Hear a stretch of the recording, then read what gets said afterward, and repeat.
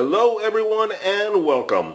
Today we're doing an unboxing and review of the Echo Leaf Blower. This is a commercial grade gas powered leaf blower. It is model number PB2520 and it is a 25.4 cc gas powered handheld blower. And let's unbox it and see what it's like and talk a little bit more about it. And if you're new to the channel, how about hitting that subscribe button so you get notified of all future videos I produce, whether they be DIY projects, automotive projects, tool reviews, product reviews, whatever they may be. I'm sure you'll find them useful because I'm always looking out for you guys.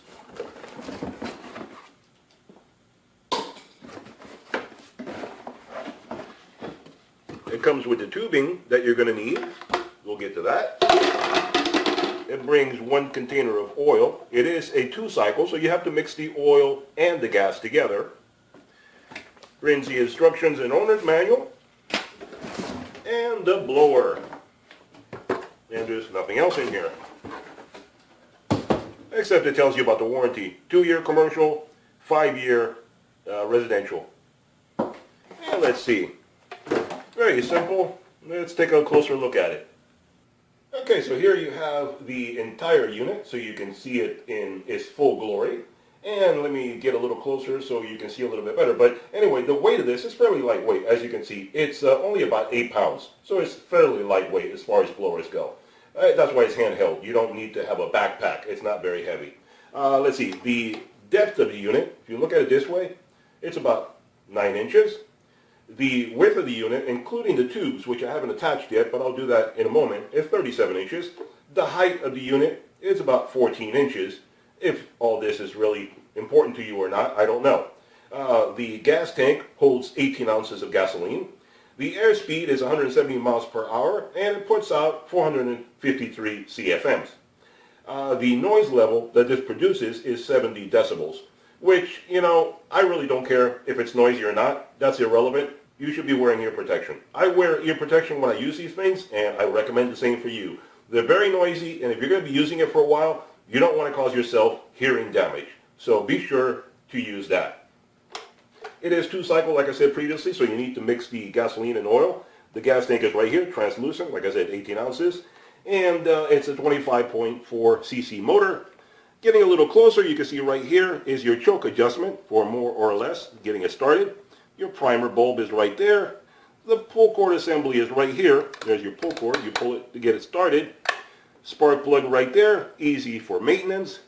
The trigger right up here. And if I turn it over this way, you can see the trigger. And this is the cruise control, as they call it, which basically is like a trigger lock. What you do is you move the trigger where you want it, then you lock it in place. And that way you don't need to be holding the trigger the whole time that you're using it and get yourself all tired out.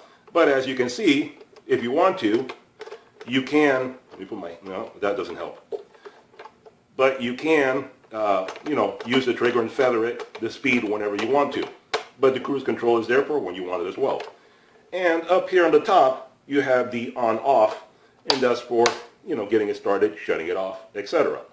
So let's assemble it. Let's put the tubes over here and see how it works.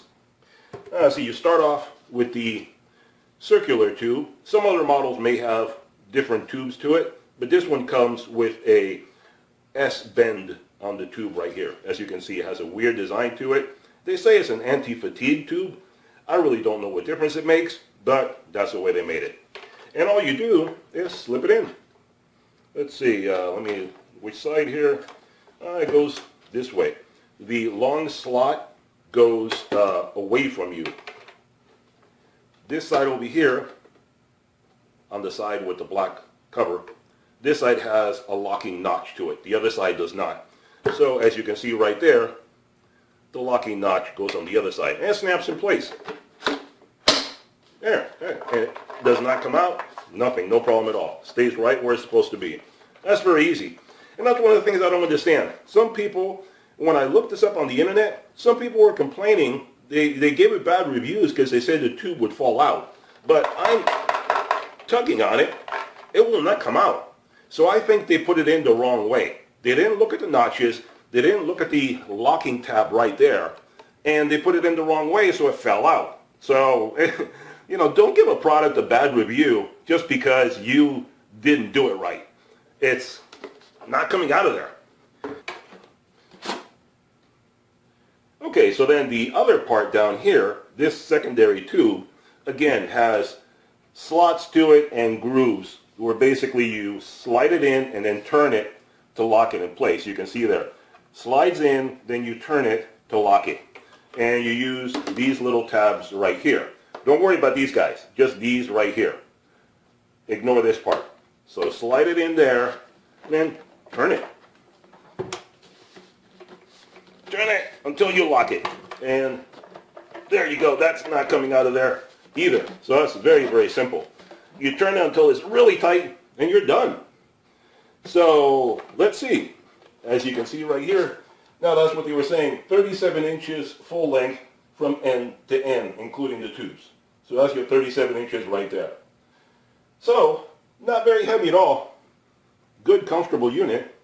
Nicely balanced. If you hold the trigger, you see that I'm holding it without tipping in either direction. So that has a good, decent balance to it. It'd be uncomfortable if it tipped, you know, whenever you were holding it like that. Okay, so before we go outside and see how it performs, I filled it up with some gas and oil, and always make sure to mix the gas and oil together. For those of you that may not know, I know a lot of you guys already know this, but for those that may not know, never put pure gasoline into a two-stroke motor. You'll burn it up. It needs the oil in there to lubricate the cylinder. So don't do that, you'll destroy your motor.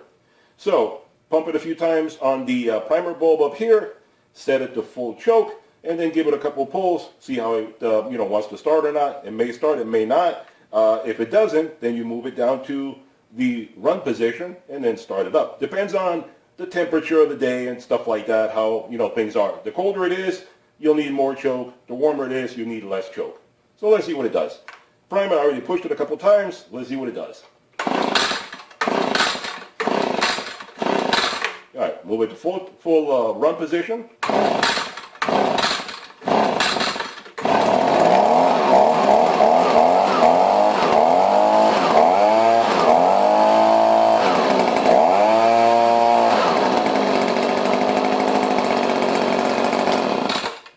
Let's take it outside and see what it can do.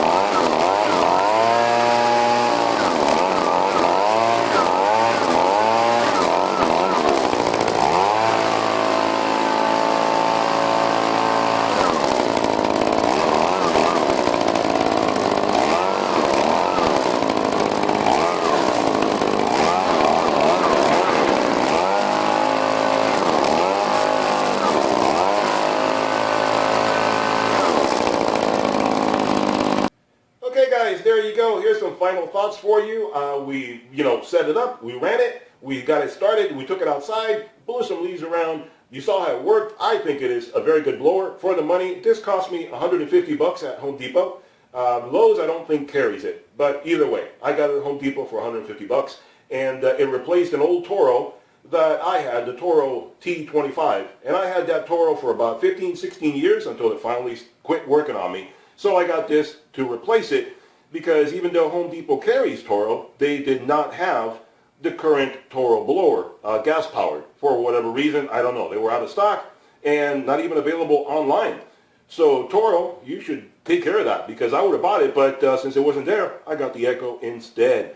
Either way, so guys, good blower here. I see no problem with it. Seems like a very nice unit. I intend to use it for many, many years to come. Hope you enjoyed the video. If you did, give me a thumbs up. Hit that subscribe button, and I'll talk to you guys next time on the next review. Bye-bye for now.